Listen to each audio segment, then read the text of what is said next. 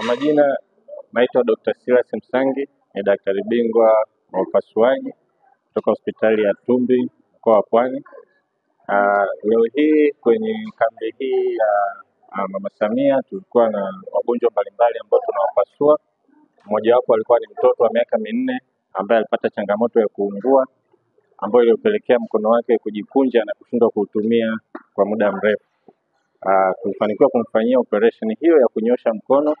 Operation imekwenda vizuri, mkono umenyoka kabisa na mgonjwa wetu anaendelea vizuri. Kambi hizi za matibabu za kikanda zinasaidia sana kwa sababu madaktari bingwa mbalimbali kutoka hospitali tofauti tunakutana, inasaidia kubadilishana uwezo mbalimbali ambao tunao, lakini pia kuwasaidia wananchi, na hii imepelekea zile huduma ambazo pia zipatikani kwenye baadhi ya hospitali ziweze kufika na zinatolewa kwa wakati. Tunapenda kutoa wito kwa wananchi wote waweze kufika katika kambi hizo waweze kupata matibabu, kwani madaktari bingwa ambao wako hapa wamejikomiti kutoa huduma nzuri za kibingwa ambazo zitawasaidia wananchi wa mkoa huu wa Singida.